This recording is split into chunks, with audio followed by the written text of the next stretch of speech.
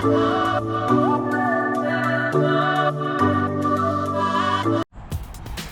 Hazard. Sounds like the name of a Disney villain. We're going to cross the floating bridge at the Creation Museum here in Kentucky. I've been here once before and it was totally different. Now you enter through a visitor center and walk through the gardens to get to it. Before, we just walked in the front door.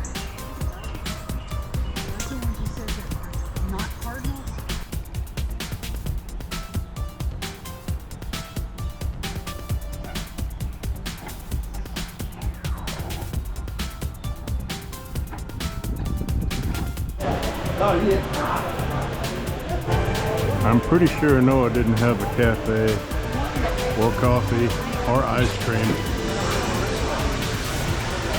I may be wrong. We don't know.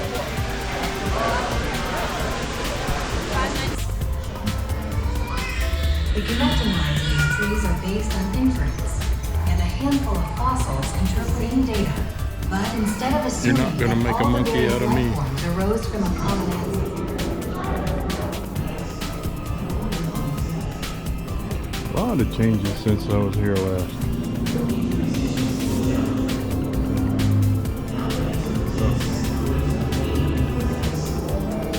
Let's go check it out.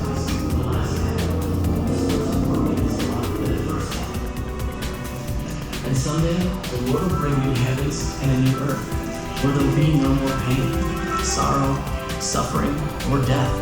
Millions of years old, I still believe in Jesus' sacrificial death and resurrection. Yeah, that'd be a really tough job, naming the animals and not repeating yourself. And whatsoever Adam called every living creature, that was you shall not eat of it, or in the day that you eat thereof. Elohim Gereshet Adam Gan Eden. The Lord God drove out the man from the Garden of Eden. Adam was forced to grow food by the sweat of his brow. Elohim Gereshet Adam Gan Eden. Time is nearly over. With each passing day, judgment draws nearer.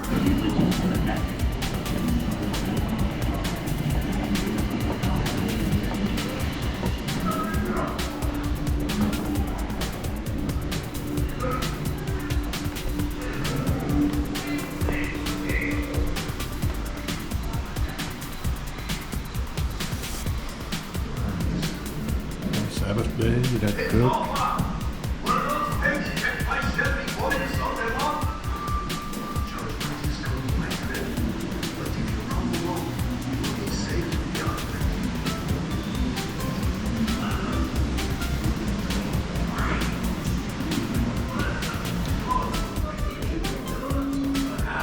Something I didn't think about. I bet there were some gorgeous waterfalls after the flood waters receded. Well, we went and toured, and then we saw the second video about dragons. Something Anna had never really thought about.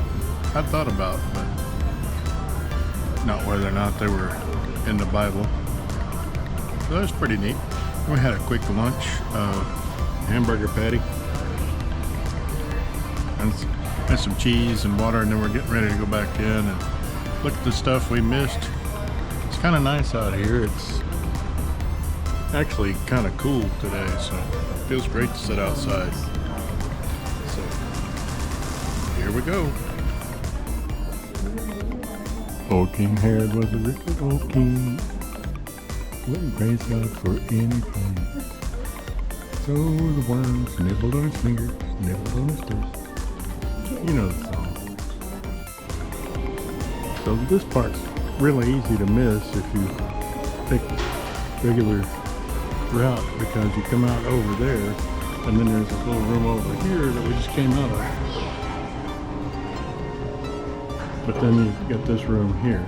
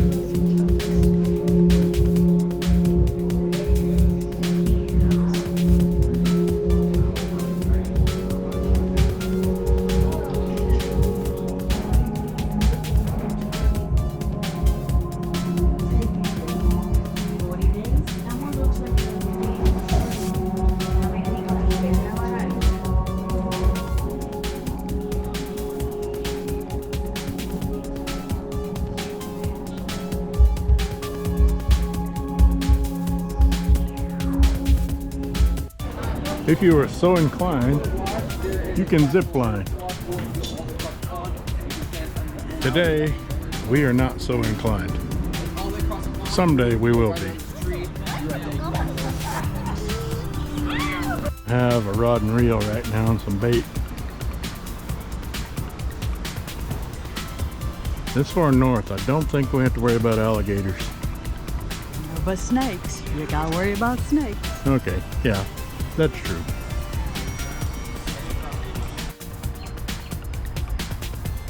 You know what would happen with me? I'd come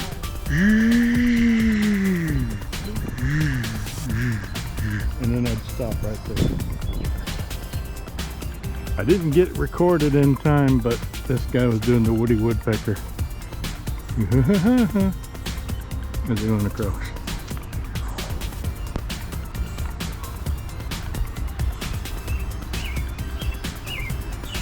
It's a beautiful walk around this park. Wide variety of flora and fauna. Oh, there goes another one. I don't know if you can see it through the trees.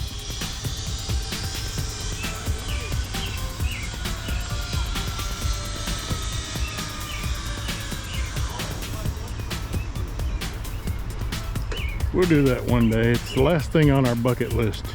So we plan on doing it. Just not today. Because it might rain. And I'd be stuck out there. Because I know I'd go, oh, oh, oh, oh.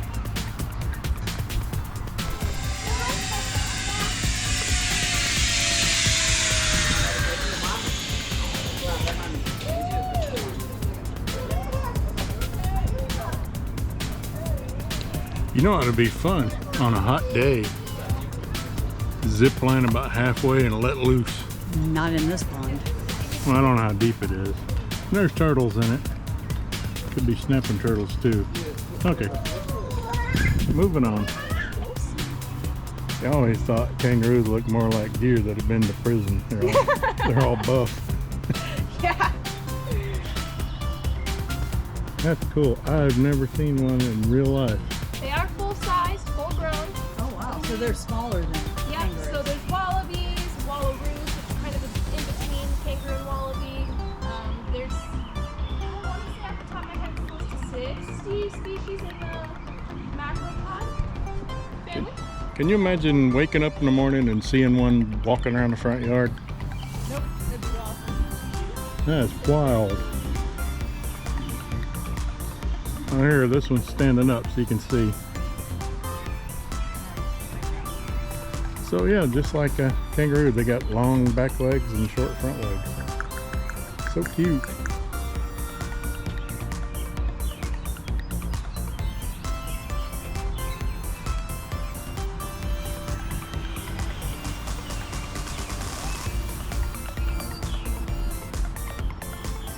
Check it out, like the guy was talking about. Donkeys have a cross on their back. That is really neat. You know the story.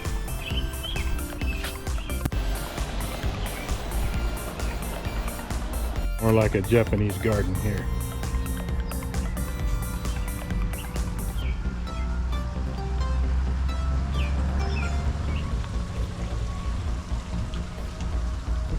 All I know is I dug a hole and planted it.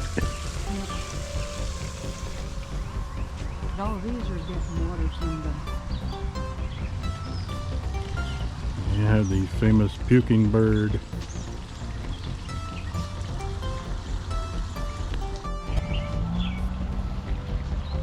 I don't know if you can see it on camera, but there's several koi in here swimming around.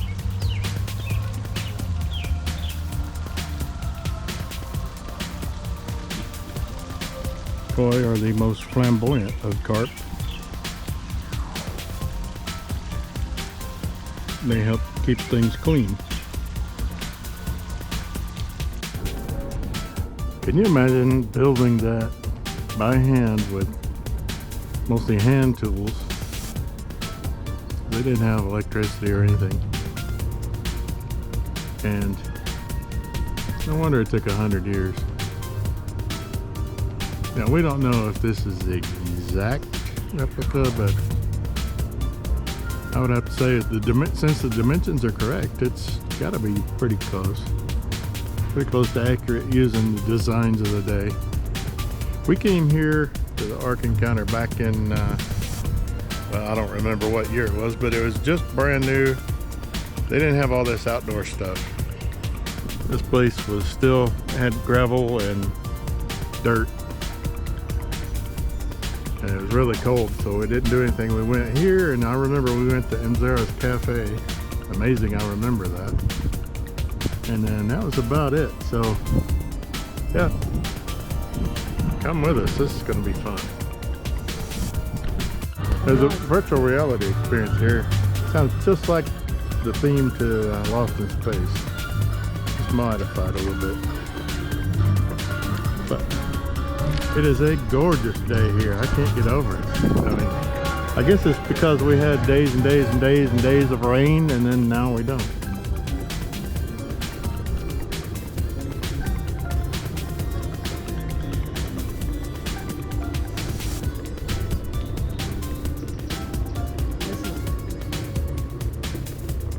Very nice water.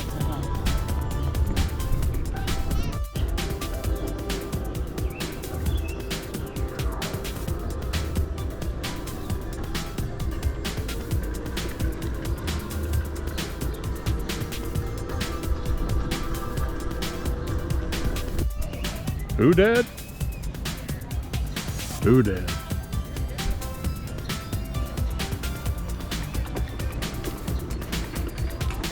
Also known as Barbary sheep. Hoodads are genetically more similar to wild goats, ibexes, and certain taurs than true sheep. And those are a little animated. Look like they were about to fight.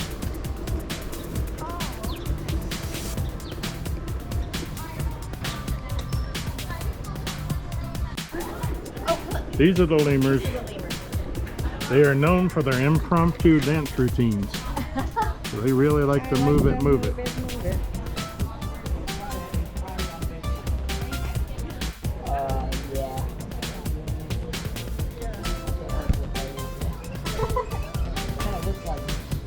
They're kind of cute.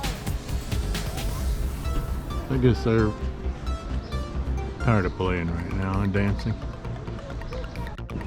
It's either a zonkey or a zorse.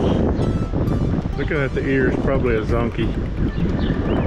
The other one, the darker one, would be a zorse, because you can tell by the ears and the shape of the muzzle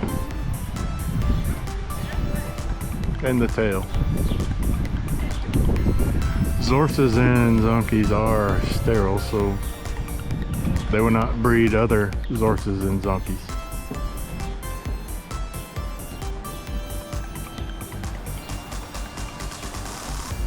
But they are pretty cool.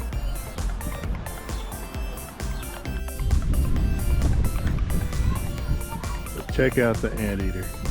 I need to borrow one of those for a while.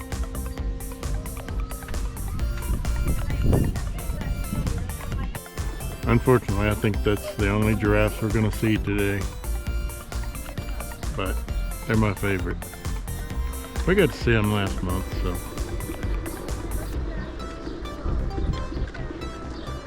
In fact, we got to eat with them.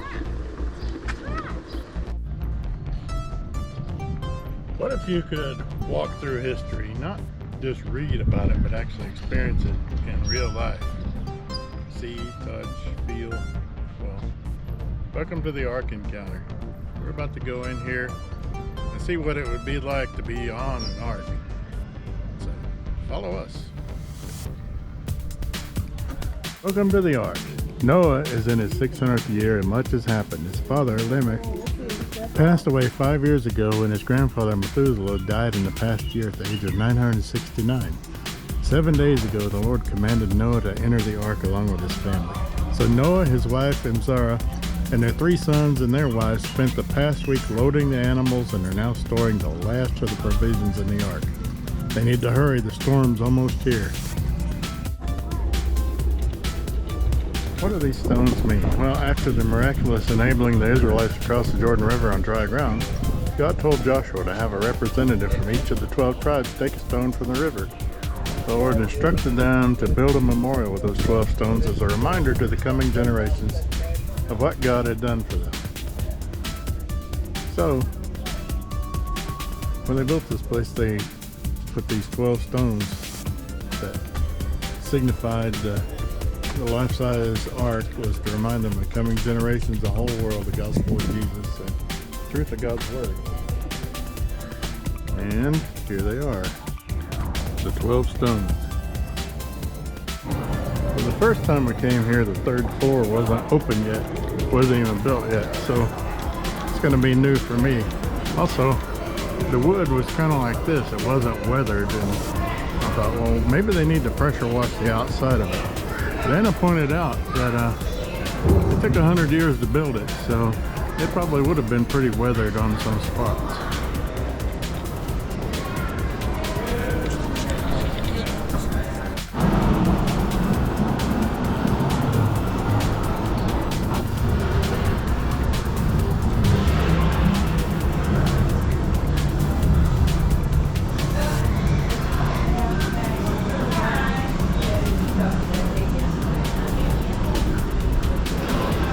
So the signs on the wall over here do say they had to take some artistic license. For example, we didn't really know the name of Noah's family.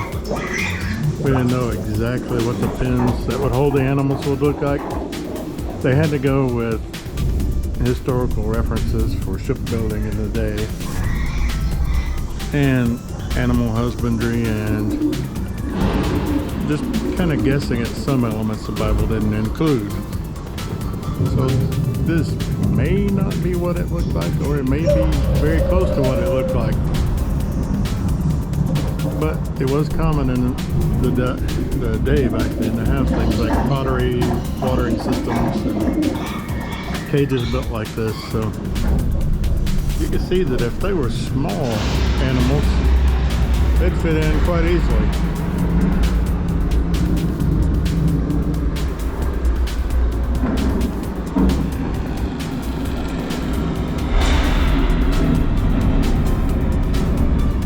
Really gets me is just how massive this thing is. Tried to get the biblical dimensions as exact as they could. Now, of course, they didn't use like bolts and steel, but they did use some good construction techniques with beams and things. So it would have been plenty sturdy, but it would have had to give some too, as the water would beat against it. So pretty clever. So that you hear the storm and you know that that was what they were hearing from inside. So here you have Noah, his wife, his 3 sons and their wives. You've got 8 people on a boat who never experienced a rainstorm, and all of a sudden the storm not only comes, but it fills the entire earth. Remember that Noah built the ark in the middle of the desert. So they weren't even close to an ocean. So all of this was done out of the faithfulness of Noah and his family. Let that sink in.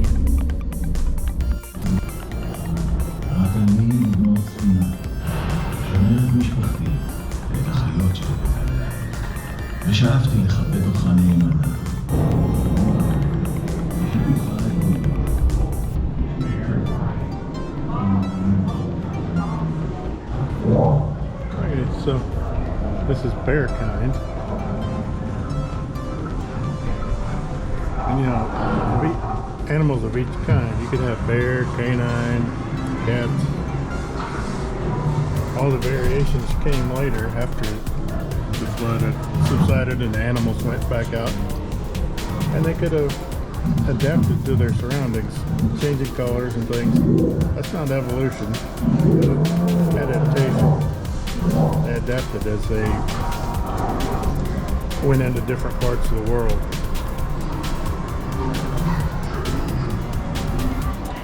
Okay, just what we were talking about. Anna said she didn't realize that there were kinds and they didn't have to have dogs, wolves, dingoes, coyotes, and all that stuff. They're just canine kind. Well, here's a plaque.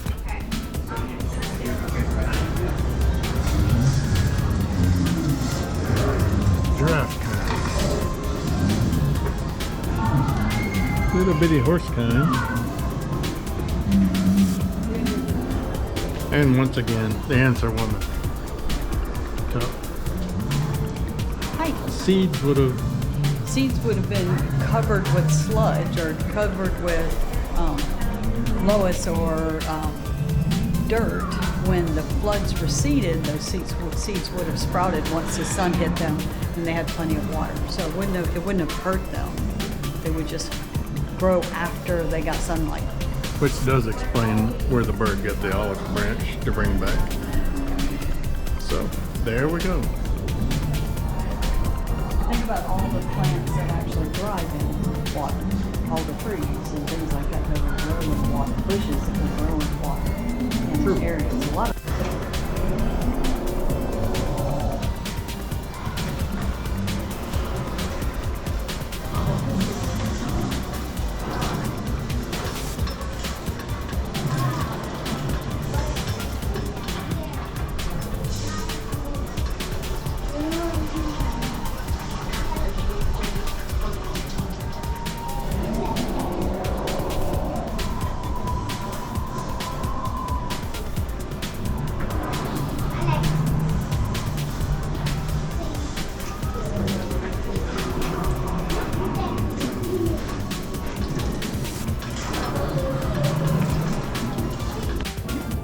I understand the reason they'd probably need a wood shop. Might need some repairs or to make things, make life a little easier. And here's where I would have wanted to work. A metal shop.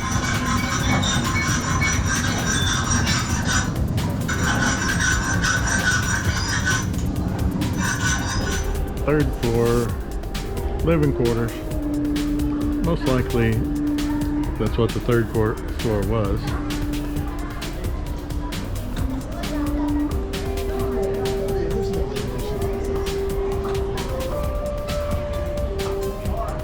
There were rooms.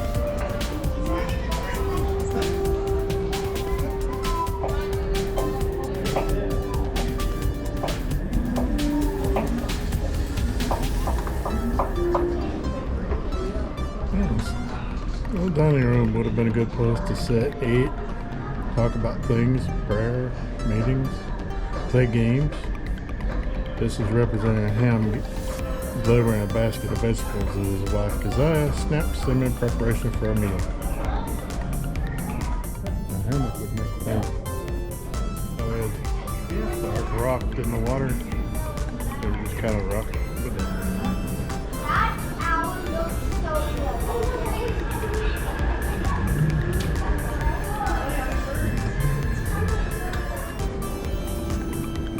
This section here highlights technology, and it goes without saying, I didn't think about it, but they lived so long, somebody could have worked on something, collaborated on some inventions for centuries. They were certainly able to do metalworking by the time they built the Ark. So, yeah, there was some technology. Anna seems to believe they used more of their brain back then. Every generation we rely more and more on electronics.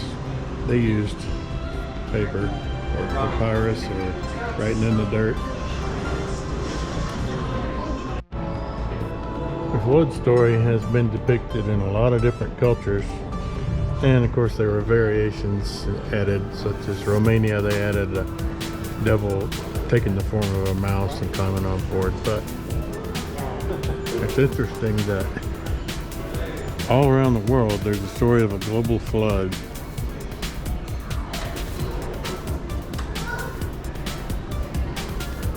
And this just highlights some of the artwork and toys and crafts from different places.